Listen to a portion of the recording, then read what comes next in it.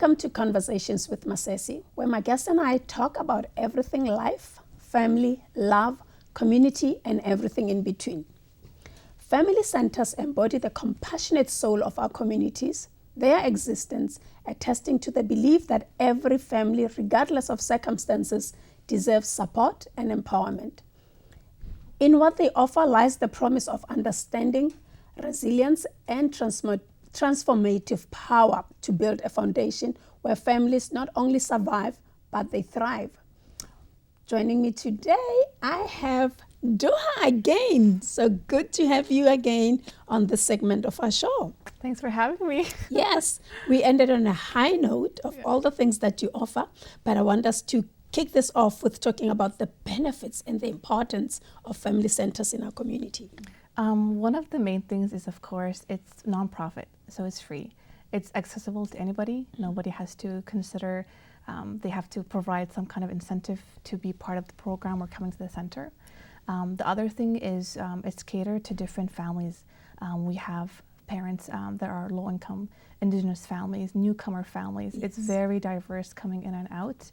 The programs that we offer are tailored to meet their needs. Mm-hmm. So we don't create just a random program just because we want to, but rather will it help this family or this group? Yes. Will a child, whether 0 to 5 years of age, will be developing this or kind of take it as they grow up? So that's the main thing is whatever we do is to give back to the community. Yes. And one of the main purposes why this center was established is to be like a family hub where families, if they need resources or basically a need of some kind of community or outreach, they can come to us. And your resource center is a one-stop shop. Yeah, I know, it has everything you need. It does. It's so amazing.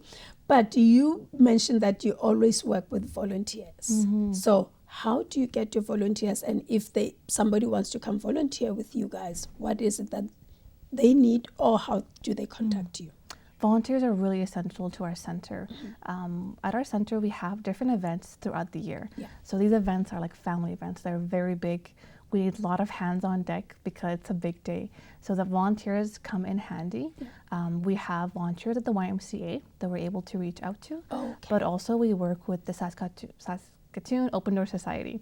They also have volunteers that are able to send out. And they are one of our partner community members that we work with.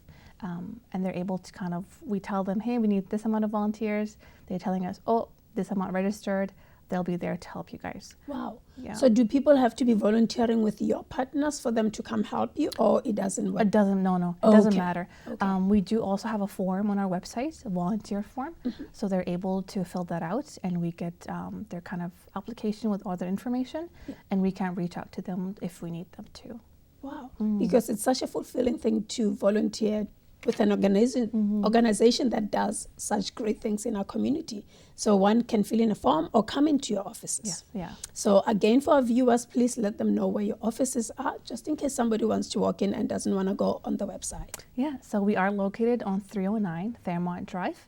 That is in the west side near Confederation area. Yeah. We are located inside a building. So once you get here, you would have to go to the back of the building. There's an entrance. You have to ring the doorbell and the staff will open the door for you. And you've been there, so yes, you know the routine. Yeah. But that's one of the things is we really want to give them specific directions on how to find the center. And I can tell our viewers that when you ring that bell, somebody's coming to open the door for yes, for they'll you. come open. I've never had to ring it 2 times. Oh, like that's it's good. only once and somebody comes. Will come, yeah. So that's so good. And you work with partners as well, right? So your partners, what is their role in your organization? Do they come and say, you have to do things our way, or do you tell them what you want and then you work together? Like, how does it look like? We do have a very important relationship. I think our center wouldn't run as how good as it is without the partners that we work with. But each partner has different way of basically communicating with them. Okay. For example, I'll go back to Foundations Learning. Yeah. They offer programs throughout the year. So we're always in contact with them to offer the same programs different months. They usually tell us, hey, can you set up tables and chairs for us? Maybe set up snacks for the families. And then the staff are there for the child minding piece if they need them. Yeah. So usually tell us what their need is, and if we're able to do it, then we can help them. And other partner organizations are also the same. Sometimes we take care of the registration list, or sometimes they do, because some programs do require this registration to fill the spots.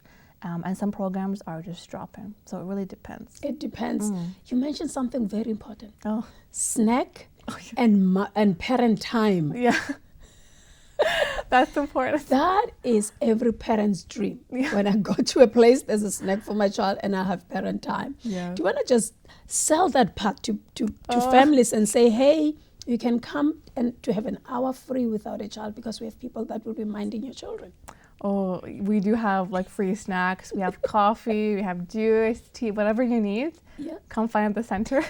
And it's like you mentioned, it's a really good time for the parents or the caregivers to bond and socialize, because while their child are playing, they can also get to know each other while having a coffee in their hands, you know, or just whatever tea.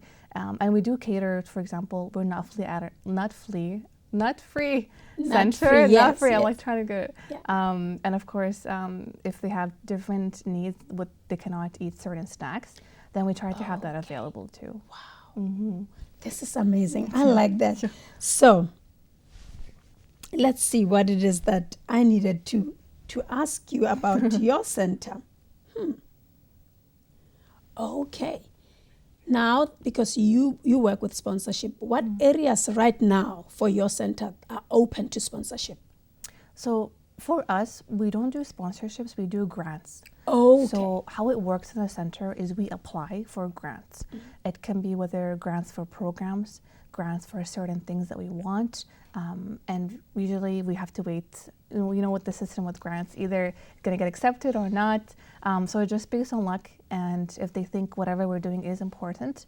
But I can say that we were really successful when we apply for a grant for a program. Okay. We make sure to say what are the targets it hits and why we're benefiting from this grant. Yeah.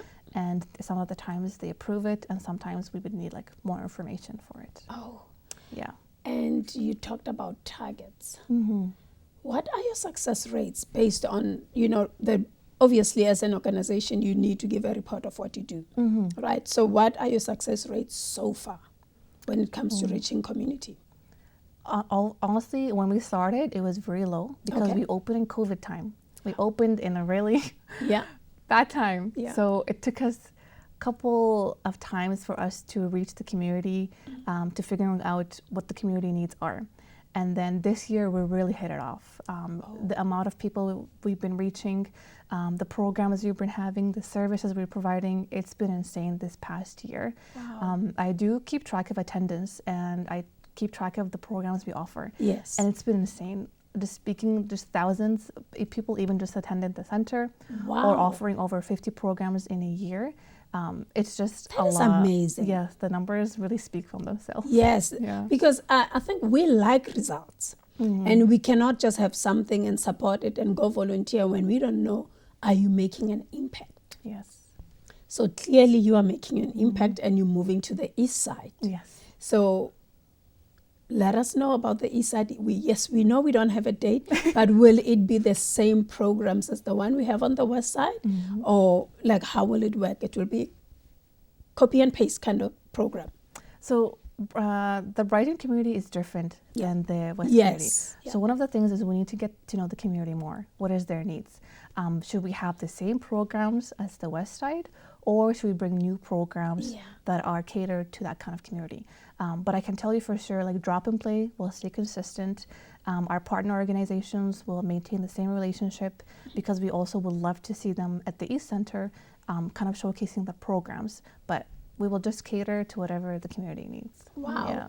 I like that. And I am so here for it. I'm looking forward to seeing how the East Side will look like and how it will take off and the programs you'll offer. The one thing that I like about the Family Resource Center is you don't come up with a program. You find out the need of the community. Yes. Because when you offer what people need, then you get the results that you guys are getting. Yeah. And your final words before we wrap this up. Well, where to start from? I think just being in this role, I'm very, very thankful. Yes. I'm thankful for the staff I have, very qualified, and I'm thankful for the families that really believe in us and believe in being part of the center, and they trust us in the services we offer. And a huge thank you to also our partners, organizations, and just anybody that we worked with. They really make a huge difference. Yes. And just moving forward, I really hope people spread the word out that we do exist, because some don't even know about that yet. So please spread the word, and we're here to support you whenever you need. Yes. Spread the word, spread the word. Yeah. And give them the word to spread. Yeah. Your social media handle, Yeah. your website. On the Instagram, we are the Saskatoon Earliest Family Resource Center. Same goes with the Facebook, they are the same. And in the website is the Saskatoon Family Center. We will be creating 2 hubs for the East and West, because we'll have basically different calendars if there's different programs happening, but we are updating it to make sure it's there. That sounds perfect. Yeah. I am loving that. Thank you so much for being here thank today. you for I having really me. appreciate you coming, and thank you for all the work that you do. Thank you We've so seen the much. difference in families, and it's good that our communities are thriving because of the services that you're offering. Thank you so much for having me. You are so welcome. As we reflect on the essential existence of family centers, they stand as beacon of support, fostering stronger communities and empowering families. Their unwavering commitment to providing a diverse range of services reflects a dedication to creating a foundation where every family can thrive. In the heart of these centers lies the belief that offering understanding, resources, and a sense of community, we can collectively build a brighter future for all. That's a wrap for today. Remember to like, share, subscribe, follow us on all our social media platforms to keep the conversation going. Thank you for joining us on Conversations. Grace and peace be multiplied unto you and yours. Shalom.